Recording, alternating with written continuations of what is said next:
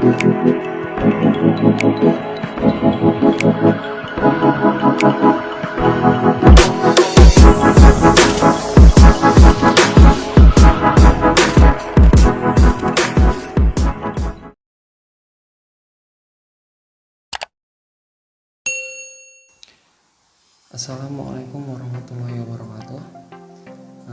Saya Muhammad Dani Kurniawan dari Universitas Muhammadiyah Mataram. Saya perwakilan dari kelompok 7 yang mendapat pembahasan tentang sambungan semi kaku baja. Dan dosen pengampu Maya Sari Dewi Pascanawati STMT.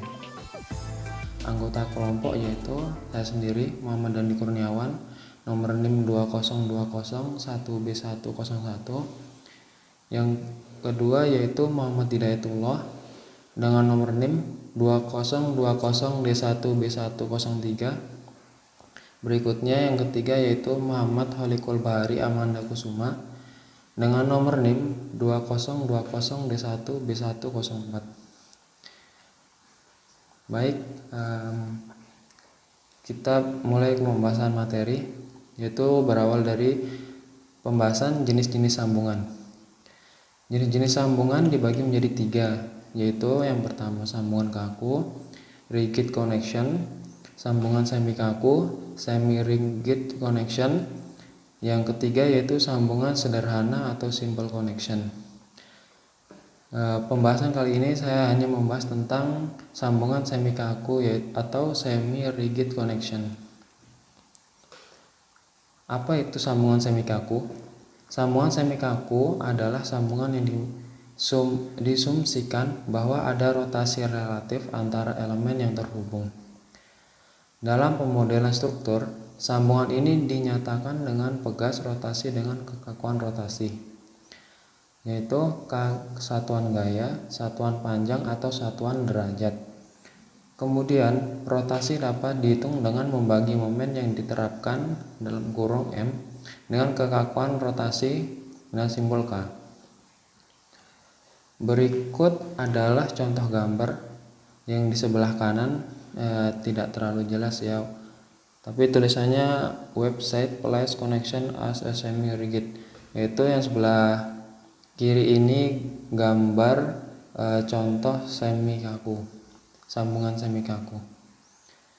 Ini ada balok yang berdiri dengan arah horizontal dan vertikal, yaitu dengan penyambungannya dikasih kayak seperti plat gitu, terus dilas. Kemudian dengan rumusnya yaitu P sama dengan N TU plus UN U. Saya akan lanjutkan presentasi dari Muhammad Dandi, yaitu fungsi konstruksi sambungan baja semi kaku. Batang baja merupakan salah satu komponen utama yang digunakan dalam pembangunan konstruksi bangunan. Penyambungan batang baja memerlukan teknik tertentu untuk menggabungkan batang-batang baja menjadi satu kesatuan. Penggunaan alat sambung dan pemilihan cara menyambung baja adalah bagian penting dalam menyambung baja. Penggunaan sambungan baja memiliki fungsi antara lain. Yang pertama, A. Menggabungkan profil-profil baja menjadi batang, kolom, balok, dan bagian konstruksi lainnya. Kemudian yang B. Menggabungkan bagian-bagian konstruksi menjadi satu kesatuan bangunan. Untuk merencanakan sambungan baja, terdapat 3 komponen utama penyusunan sambungan. Di antaranya yaitu yang pertama A. Batang yang disambung, kedua B. Alat sambung, dan yang ketiga C. Lempeng penyambung. 3 hal di atas memiliki peran penting dalam penyambungan baja. Hal ini berkaitan dengan penyaluran gaya yang akan terjadi, perlunya kehati-hatian dalam menyambung bagian struktur baja. Ini bertujuan menghindari kegagalan sambungan. Apabila sambungan yang direncanakan gagal, akan berakibat buruk pada konstruksi keseluruhannya. Oke, baik, saya akan melanjutkan materi yang dibacakan oleh Muhammad Holikul Bahari. Langsung saja yang ke C, tujuan sambungan baja semi kaku. Nah, tujuan sambungan baja semi kaku yang pertama yaitu menyatukan batang baja pada sambungan kolom dan sambungan sistem rangka. Tujuan sambungan digunakan untuk menyatukan batang baja menjadi kesatuan konstruksi secara utuh. Nah, yang kedua, mencukupi kebutuhan apabila terdapat batang baja yang tidak mencukupi kebutuhan. Batang dapat disambung menggunakan sambungan baja. Dengan sambungan baja akan didapatkan ukuran baja yang sesuai kebutuhan pembuatan konstruksi. Nah, yang ketiga, sebagai alat bantu penyetelan konstruksi baja pada saat di lokasi pemasangan. Nah, yang keempat, memudahkan pergantian apabila terjadi kerusakan sambungan baja digunakan untuk mendapatkan pergantian. Nah, yang kelima, sebagai tempat cadangan muai susut pada celah kecil sambungan dapat digunakan sebagai tempat cadangan muai susut. Yang ke-F, syarat sambungan semi kaku. Yang pertama, sambungan harus mudah terlihat dan pemasangannya dibuat sebaik mungkin sehingga terlihat bagus. Yang kedua, sambungan harus mudah dilaksanakan baik pada saat pembuatan di pabrik maupun di lapangan. Yang ketiga, pada prinsipnya sambungan direncanakan hanya memakai satu macam alat penyambung.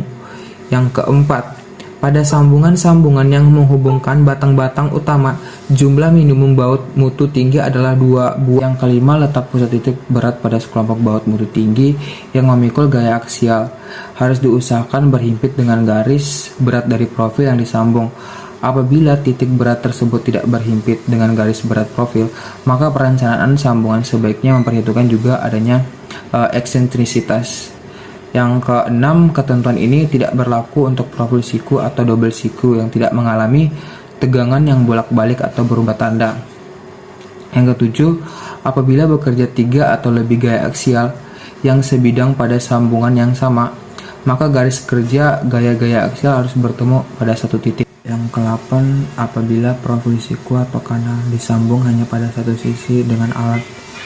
Yang ke-9, penyambung, maka pada perencanaan sambungan sebaiknya diperhitungkan juga terhadap momen akibat eksentrisitas.